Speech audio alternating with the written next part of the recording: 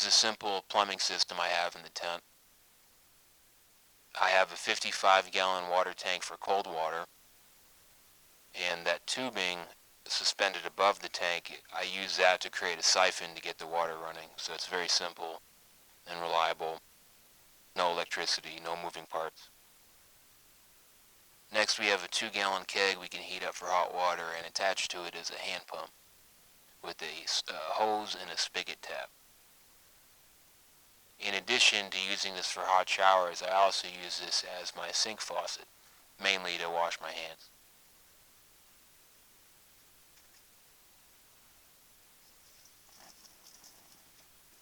The final piece of the system is a spill pallet to collect the gray water, and a bilge pump used to empty it out into a 10-liter scepter jug. So one of the cool features of the system is that it requires no electricity and it's very simple and reliable. So there's no fears of connections coming loose. You don't have to track down leaks. You don't have to repair pipes and cut through drywall or anything like that. The simplicity of the system gives you a lot of peace of mind. Your lines won't freeze. So the first part of this video will demonstrate the process of taking a shower using the system. The second part of the video will go over how to set everything up, including all of the products you'll need to buy.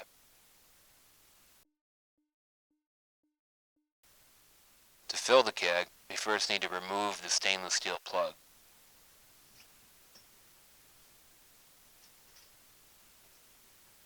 Now apply suction to the hose while you are below the water line of the tank to create a siphon. Water will continue to flow in the siphon as long as the tube remains below the water line of the tank. Once the keg has been filled, use your finger to plug the hose. Keeping your finger in the hose, raise it up above the tank.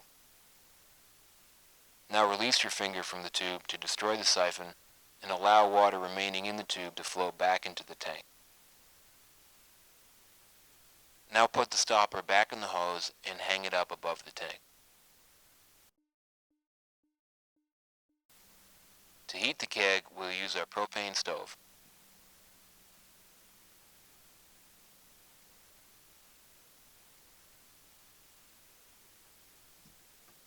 First, light the stove. Place the keg on the stove with the top open. It's important to keep the top open so pressure doesn't build, because that could be dangerous and the keg may explode. Place the submersible probe into the water and continue heating until the temperature reaches 122 degrees Fahrenheit. Once you reach the target temperature, your chef alarm will sound.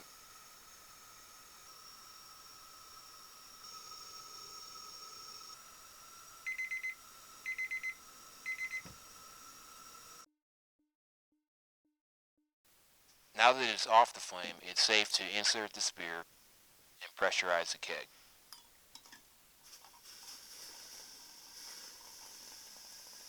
Insert the spear and tighten it down using the spear removal tool that came with the keg. Now lock the pump into place and add some pressure.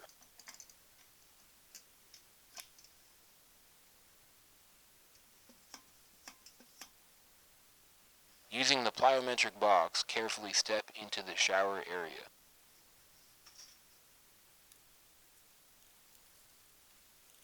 So you actually have a lot more water than you would think.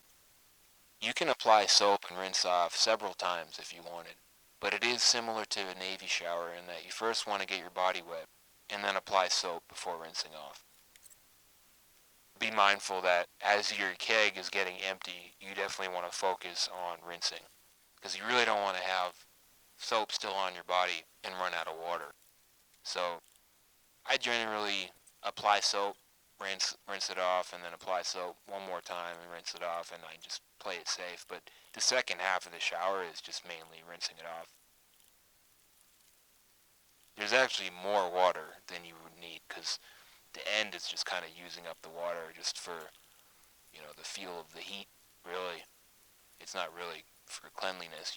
You get clean pretty much off 1 gallon. Now carefully exit the shower using the plyometric box.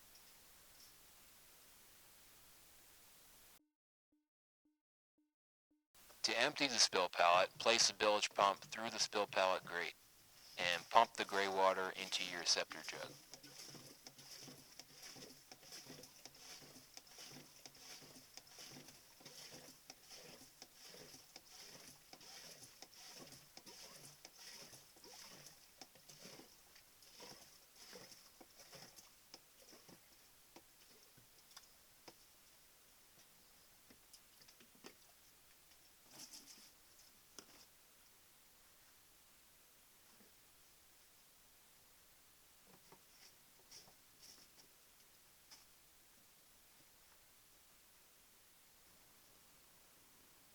Carry the jug outside and empty it away from your area.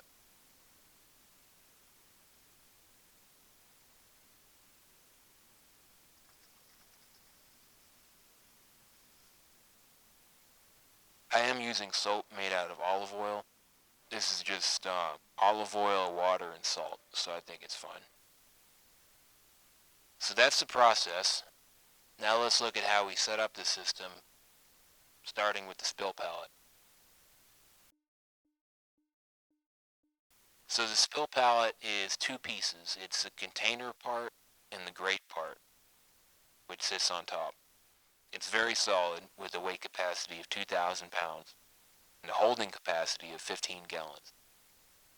And so you could actually shower for an entire week before having to empty it.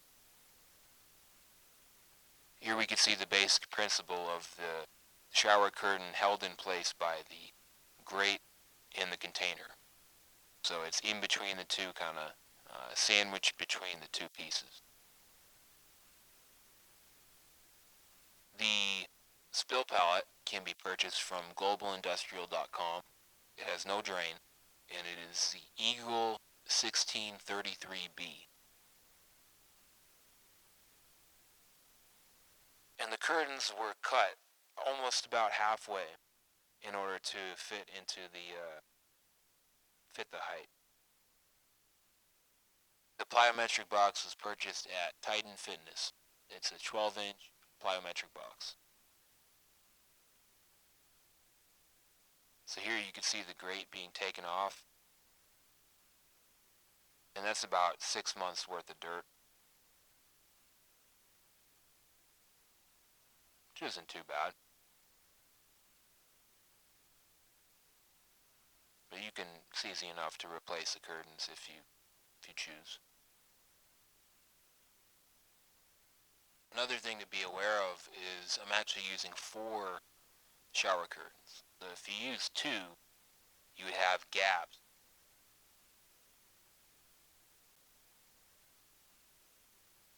Each shower curtain covers roughly 50% of the perimeter, but you'll have gaps at the corners. To solve that problem, use another set of 2 and kind of rotate it by 90 degrees. So now the gaps are covered.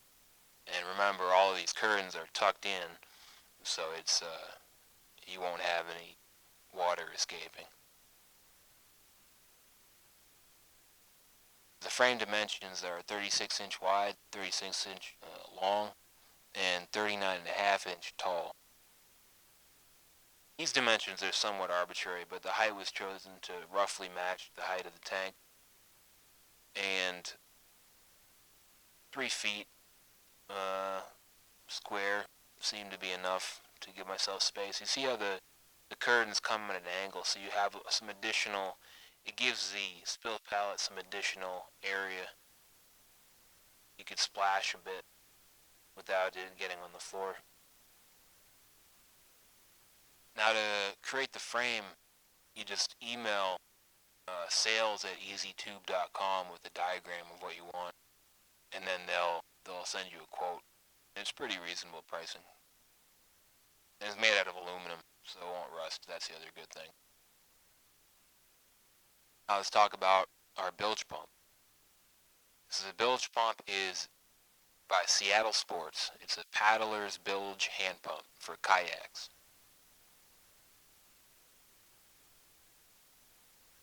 So this hose that's attached to it doesn't come with it. This is something I added. It's from McMaster-Carr. It's UV resistant soft rubber tubing with an inner diameter of 1 inch and an outer diameter of 1.5 inches. And the bilge pump tube fits with enough friction that a clamp is not required. And then 2.5 gallon scepter jug.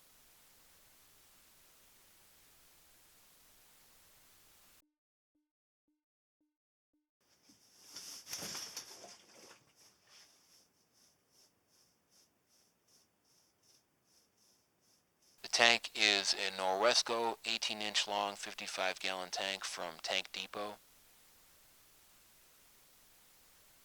18-inch square footprint gives you a lot of height to work with. This is a good choice because it's narrow enough to be tall so I can use a siphon, but not so narrow that it's unstable. Because for the siphon to work, you want your tubing or your hose to be below the water line. So the higher your water line is, the more life your tank has for the siphon. Because when it gets down too low, I have to refill it. So the bottom 20 gallons I don't really use. When you get it, it's just a black cap. I added all these fittings onto it. So this piece right here is a uniseal.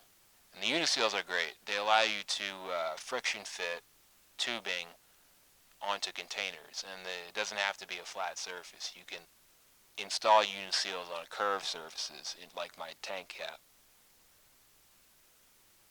You insert the uniseal in through the hole that you use a hole saw to make the opening on the cap, and then you pop the uniseal through there, and then you can insert the tubing through the uniseal, and it will give you a friction fit so you don't have dust going into your tank. You don't have anything getting in because the rubber on rubber contact creates a nice friction fit, so it'll be sealed once you insert your tubing in there.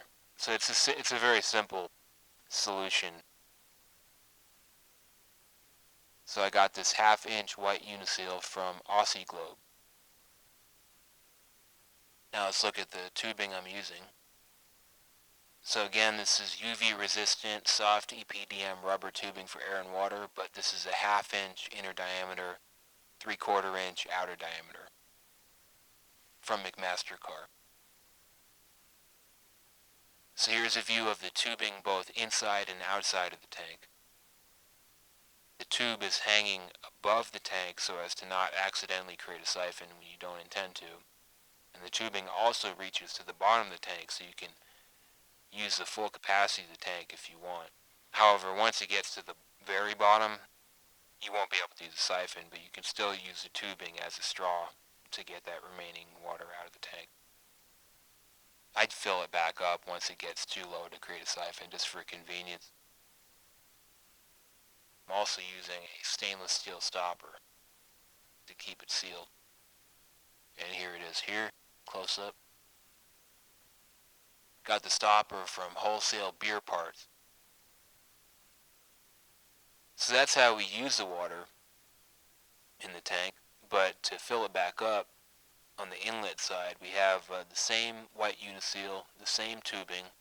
However, it's a much shorter piece of tube. So it just looks like this. Just like that. Next, let's talk about this cam lock fitting for the inlet. So you can lift the arms and then remove the plug. Lifting the arms allows you to take it out, otherwise it's secure in place. So I'm going to lift the arms, put the plug back in, and then tighten down the arms to secure it in place.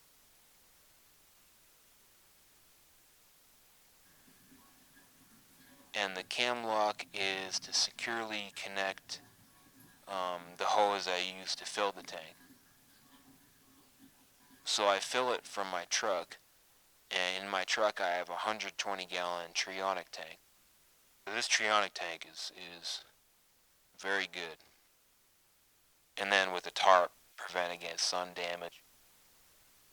With the screw cap, and I also have a intermediary hose to connect to the Phillip hose. Most people just park right under the thing because they have a pickup or something open, but I have a camper shell, so I need this other hose. Kind of direct it further into my truck. So I have a hose barb connection that securely fits into this cam lock fitting, so I can tighten it down. It will securely be on my tank, and then I can transfer the water that I haul from my truck into the tank. And if you park on higher ground, you could actually use a siphon to fill your tank as well, which is pretty cool. But if your particular area is not so you can park so high above, if it's all flat land, then you can just use a C-flow electric pump to complete the transfer. So here is the socket part of the cam lock. It's a 316 stainless steel cam and groove hose coupling. And this is the socket with non-locking levers. It's for a half-inch inner diameter hose, which is the hose we're using. And here is a 316 stainless steel cam and groove hose coupling plug part, both from McMaster-Carr. Last thing here, let's talk about these clamps here. So these are constant tension spring clamps for 3/4 inch outer diameter tubing, which is the outer diameter of our tubing. So these constant tension spring clamps perform the same function as a worm drive clamp, or sometimes just called the hose clamp that looks like this. But I don't like using these because over time the screw comes loose and you have to retighten. You have to constantly, well, not constantly, but every so often you have to retighten these clamps, and I prefer not to ever have to worry about it. So I like the constant tension spring clamps, even though it requires an additional tool to use. So the additional tool is this slip joint pliers hose clamp by Klein Tools.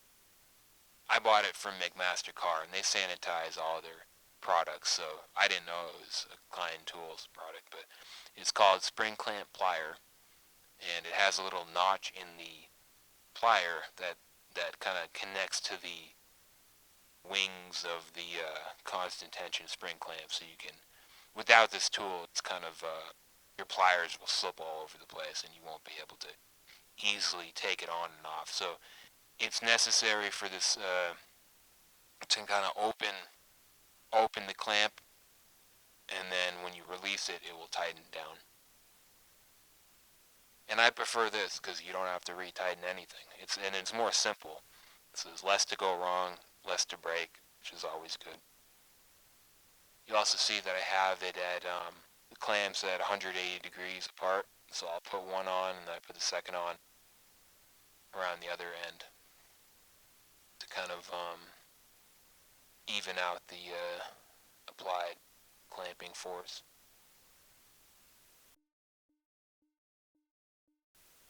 Now let's take a look at our keg and pump assembly here. The keg itself is called the Greg. It's a growler keg from Cold Break. It's a 2-gallon keg. It comes with the spear removal tool that is useful for tightening the spear down and then removing it as well. So the pump is a party pump from Mr. Brew with beer faucet and beer. It comes with a hose. It does come with a hose, but the hose it comes with is junk, so you don't want to use that.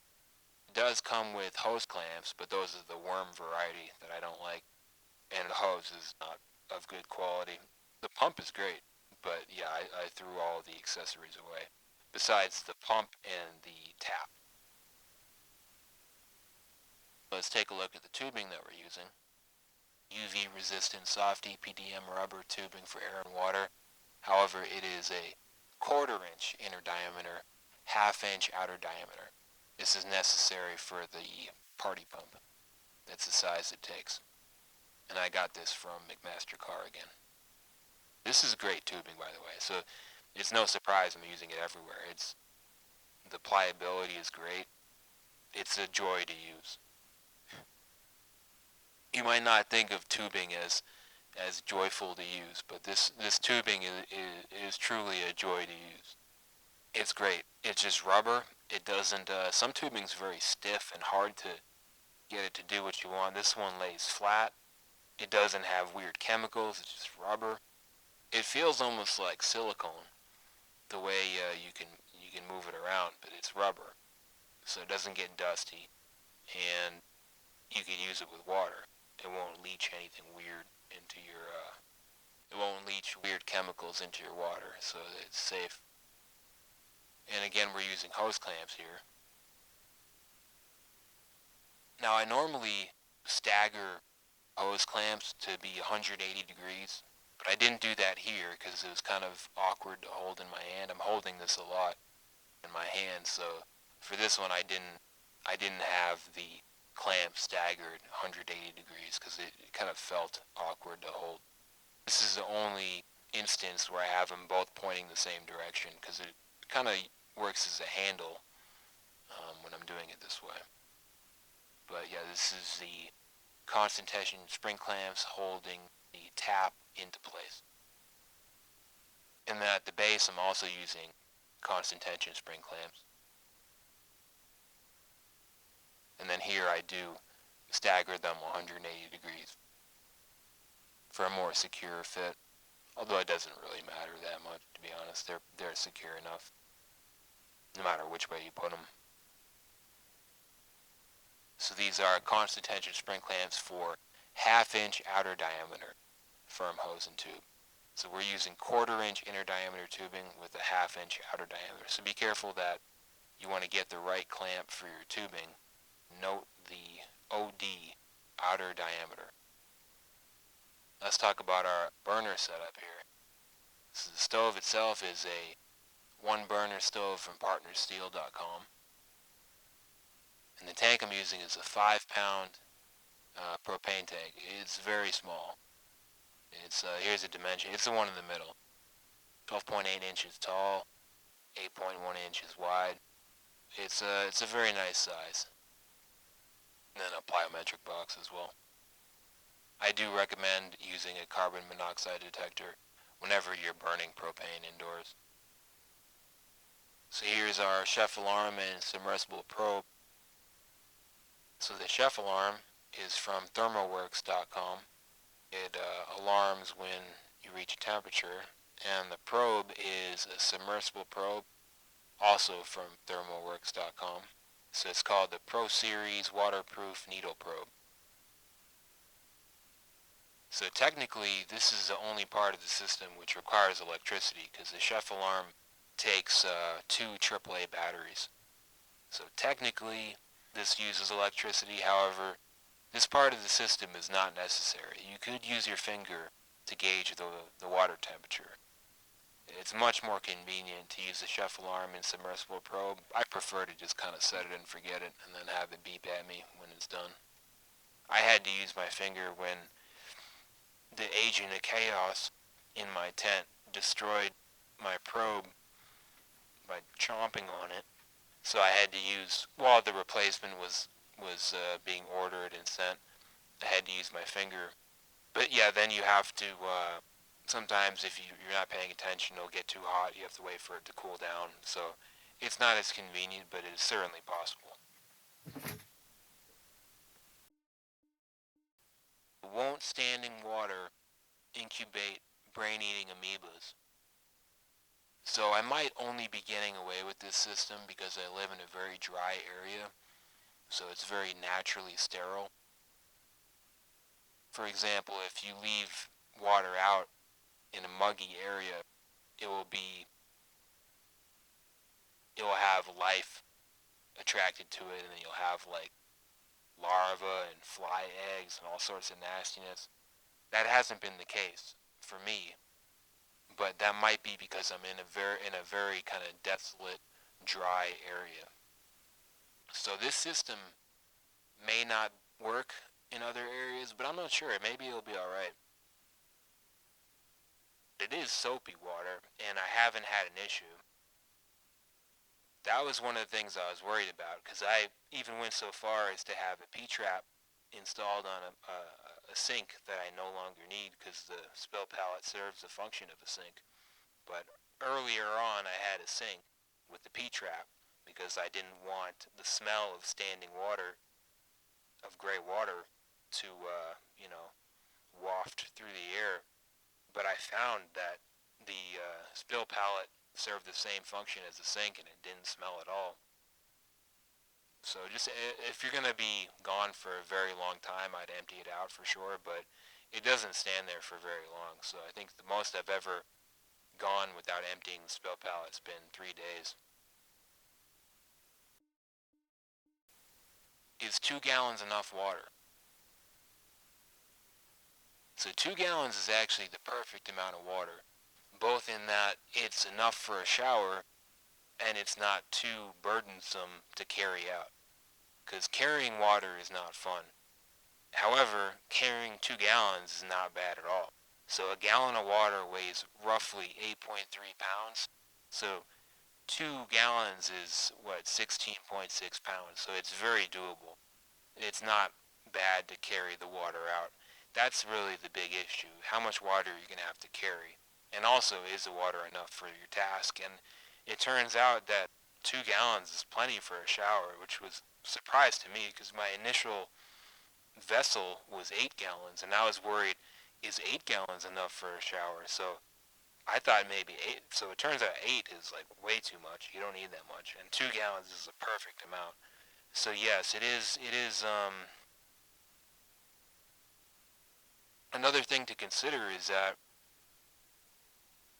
the pressure of the pump is variable. If you need high pressure for showering certain areas of your body, you can pump it quite a bit.